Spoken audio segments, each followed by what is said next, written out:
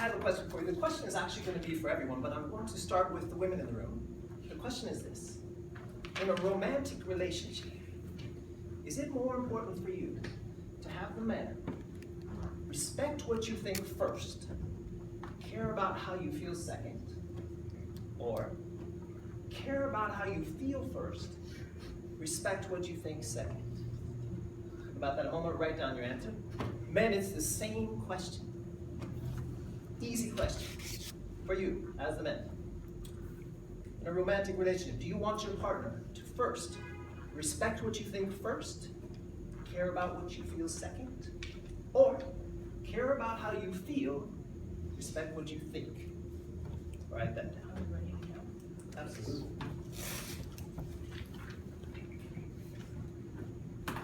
There's only one word to think about. Okay, so here it is. Now we all want, let's do it this way. Now everyone at the same time. Who, show of hands, raise your right hand if you want to be respected for your thinking first, care about your feelings second, raise your right hand. Okay. And then of course, what's left?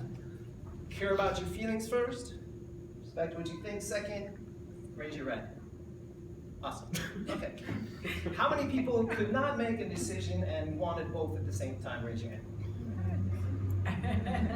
You are called my clients. With that in mind, I want you to just set aside that answer for a moment. And the other people that are my clients are the people who actually change their answer by the end of what I'm about to show. Okay? So let's see what happens.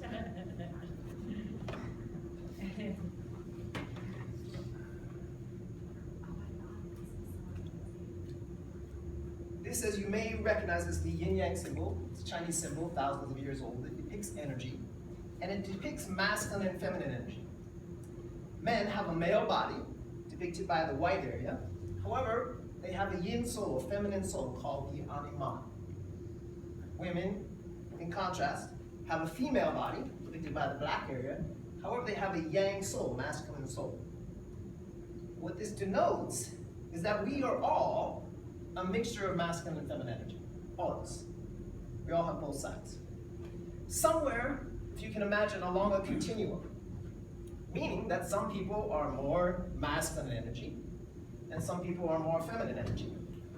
And it is not gender-based.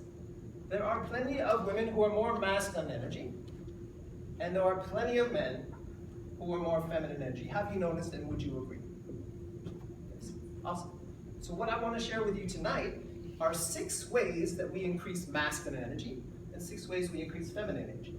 And I'm going to start right now.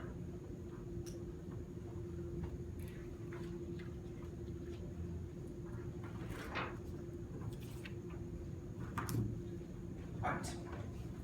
So as you can see here, yang denoting masculine energy, yin denoting feminine energy. 3 ways that you increase your masculine energy are compete, conquer, and control. 3 ways that you increase the feminine energy: passive, patient, and vulnerable. Notice, if you will, which side is control on? That's a question. Which side is it on? Man. The masculine. The masculine side. Why it's on the masculine side? Because control, we all need to be in control of our lives. And we are all masculine energy at work. We need to think. We need to make plans. We all need to do that, male, female. If you don't think, you're not going to have a job long. We all need our masculine energy. What I'm looking to denote here is that there are 2 types of energy, and what I want you to think about is dancing. Who partner dances? Anyone have done partner dancing? A little bit, okay? In a partner dance, this is pretty obvious. You have one person leading, one person following. Okay? Now imagine, if you would, you go out dancing, and there are 2 leaders, and they try to dance with each other. What kind of dance are they going to do? They are going to do a slam dance. They're going to bang into each other because they're both going to move forward and bang into each other. Now, if you have 2 people who are followers, feminine energy, for example, what kind of dance are they going to do? I don't know. What do you want to do? I don't know. What do you want to do? They're going to do a disco. They're going to dance by themselves. However, if we were to have one person as a designated leader, one person as a designated follower, we would have, anyone know? Dance. We would have a waltz. We'd have a partner dance. Can both people do both energies? Yes, we're all androgynous people, meaning we're all masculine and feminine energy. However, if we want to dance, one person leads, one person follows. Simple enough? Fine. So this is the first three of each. I'm about to show you the second three.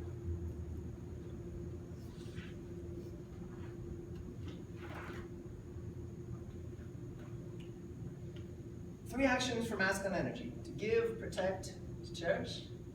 Three energies for feminine energy: to receive, be available, to respect. Masculine energy, just for the sake of argument, we'll say men, fall in love when they give. Feminine energy falls in love when it receives. Masculine energy falls in love when it protects, meaning that it takes care of. It pays attention to where you are, cares about you. And yin energy, feminine energy, falls in love when it's available for that to happen. And here, with these last two words, comes back to the original question that I asked you. Meaning, do you want to be respected for your thinking first, care about your feelings second, which means cherish your feelings? Or do you want your feelings cherished first, and your thinking respected second? How's your answer so far? Still the same? Awesome. How does this work?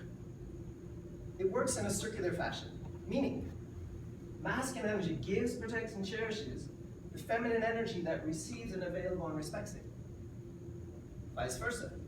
Feminine energy respects, is available, and receives from the masculine energy that gives, protects, and cherishes it. So it works in a circular fashion. Key is, in a relationship, pick a side. Do you want to lead? Do you want to follow?